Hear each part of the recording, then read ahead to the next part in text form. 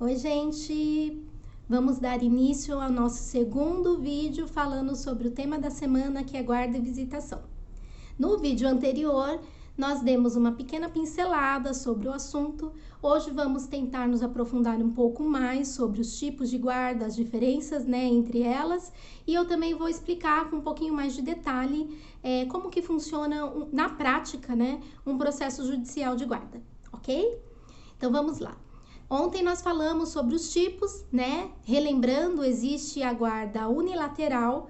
Essa guarda é aquela que é exercida por apenas uma das partes, seja o pai ou seja a mãe, pode ser o avô, a avó, um tio, uma tia, aquele que está responsável para responder, E aquele que está responsável para determinar quais são as melhores decisões para a vida dessa criança ou desse adolescente. Então, na guarda unilateral, essas decisões ficam por conta de um só.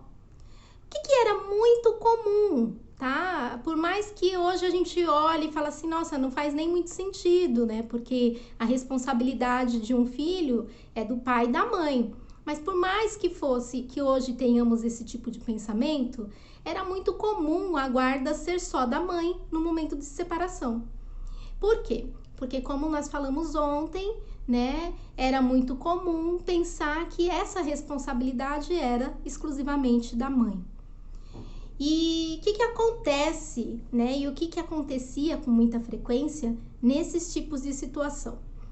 Se a criança ou o adolescente aprontasse alguma coisa, era muito fácil o outro, o ex, vir com 50 pedras na mão, dizendo que aquela pessoa que está com a guarda foi irresponsável, teve culpa, não cuidou direito, E aí, essa culpa, toda essa bagagem terminava, de uma certa maneira, sobrando unicamente para aquela pessoa que tinha essa guarda unilateral. Temos também a guarda bilateral, que é a que é exercida pelos dois, pelo pai e pela mãe, e normalmente ela é considerada, bilateral antes do divórcio. Porque enquanto não for formalizado, não houver um termo formalizado de quem é a guarda, entende-se que ela é daquela pessoa que está morando com a criança. Por mais que as responsabilidades, volto a dizer, sejam de ambos, tá? Então, assim, na guarda bilateral, essas responsabilidades são totalmente divididas. Então, se você tem que decidir aonde o seu filho vai estudar, onde a filha vai fazer balé, onde o filho vai fazer karatê, onde as crianças ou adolescente vai estudar inglês, Qual médico que vai ser o médico que vai acompanhar o desenvolvimento dessa criança? Se houver algum problema de saúde, em qual hospital vai ser internado? Então, assim, essas decisões corriqueiras de pai e mãe é tomada pelos dois em conjunto, tá? E aí nós falamos da guarda alternada, que é aquela que eu disse que é meio estranha, mas que independente de ser minha opinião pessoal, ela funciona para algumas famílias, que é aquela em que a criança fica um período com o pai e um período com a mãe. E aí ela tem realmente duas residências, ela não tem uma residência fixa, ela tem duas residências. E isso é alternado conforme decidido judicialmente. E nós temos também a guarda compartilhada. Hoje, no judiciário, é o mais usual. Hoje, os juízes entendem que essa é a mais benéfica para a criança. Por quê? Porque essa responsabilidade do bilateral continua sendo dos dois mesmo depois do divórcio.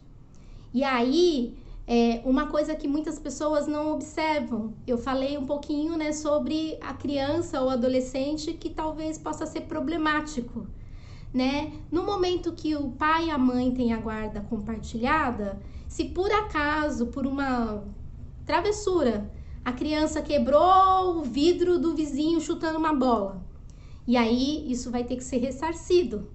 De quem é a responsabilidade? De quem tem a guarda.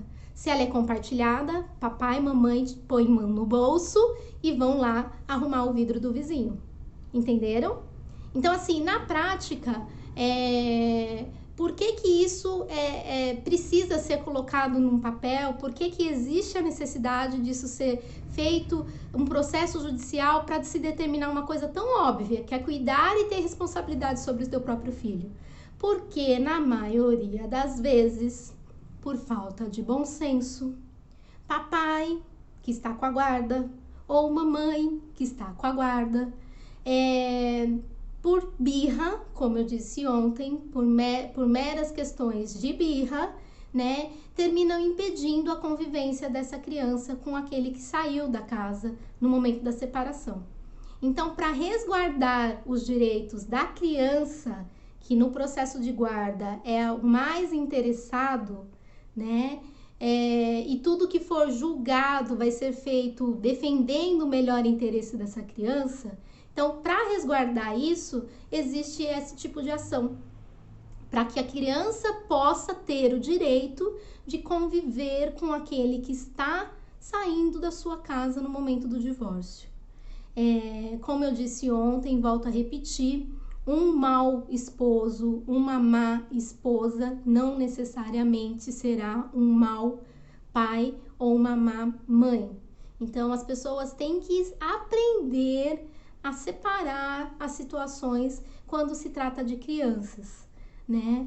Falamos um pouquinho ontem também sobre a parte psicológica e tanto é que é exatamente aquilo que eu falei, isso tem um impacto no futuro dessa criança, que no processo de guarda, no processo litigioso de guarda, quando não existe um consenso, porque o processo pode ser resolvido em duas fases. A primeira fase é uma fase onde vão tentar uma conciliação entre os pais, né?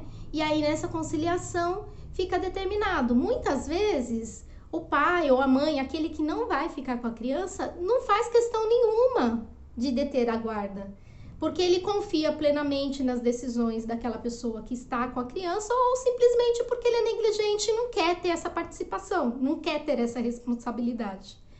E aí, nesses casos, a guarda vai ser determinada unilateralmente, vai ficar para uma pessoa só, tá? Então, nesse processo de guarda, quando existe um processo no judiciário para se definir uma guarda, funciona mais ou menos assim. As partes são convocadas num primeiro momento para uma conciliação.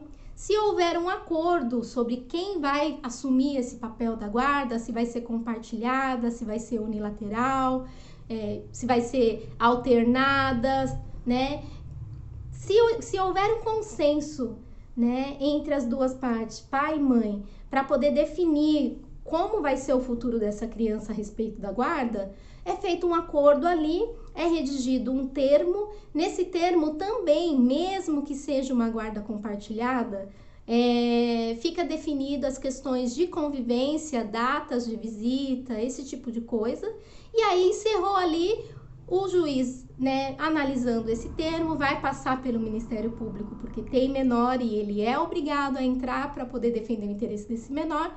Vão analisar tudo, viu que tá tudo ok, o casal terminou, mas é um casal maduro, se entendem bem, tem um bom relacionamento, terminaram na paz.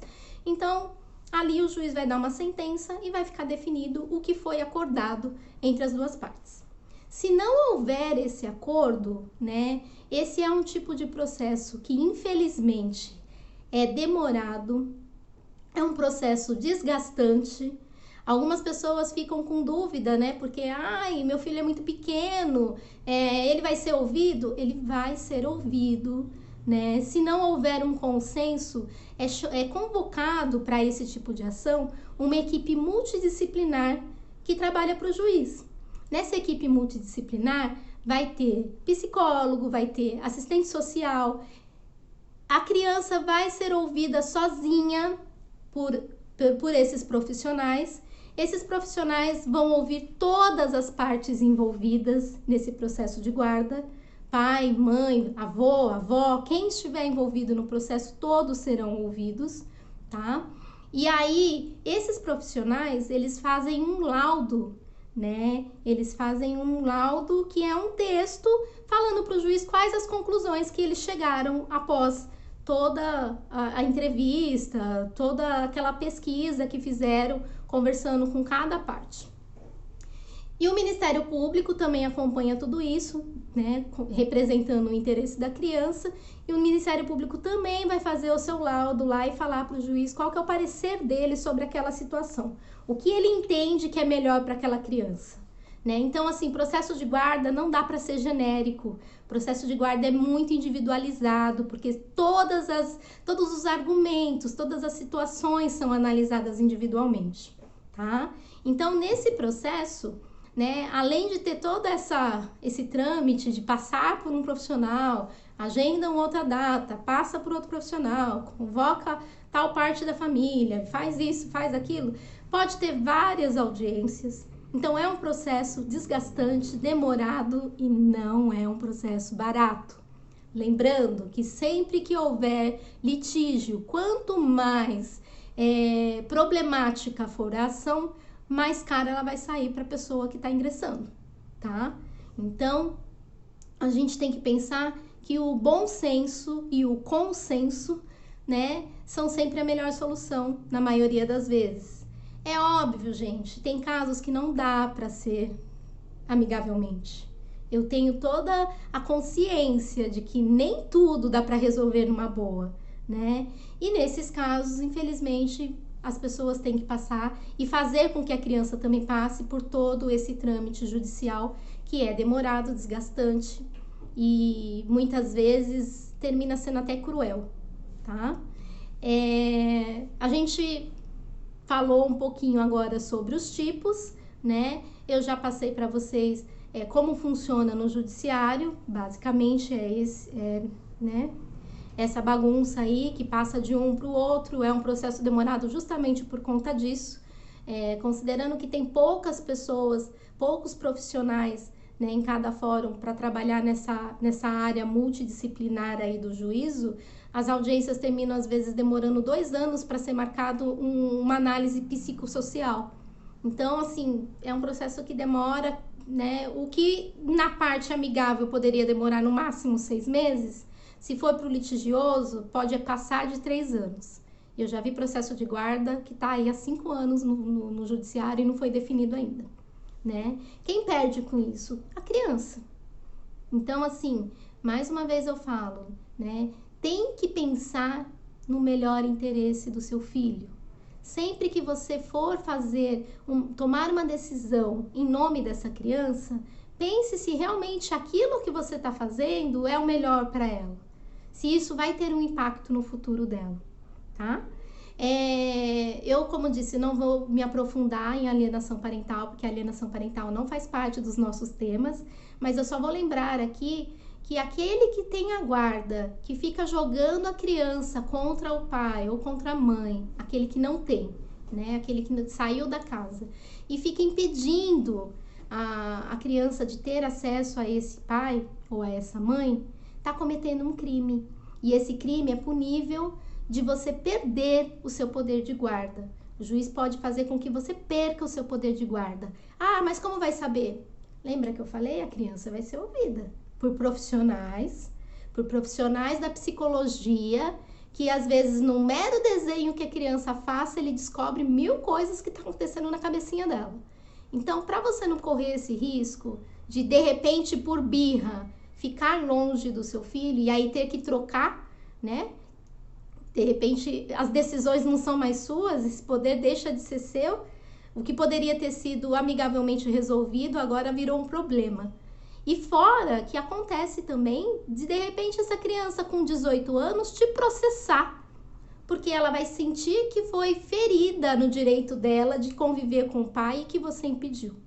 Então o negócio é mais sério do que parece, tá? A gente vai dar continuidade, amanhã eu vou trazer alguns exemplos práticos e a gente finaliza a guarda para entrar em visitação. Beijo!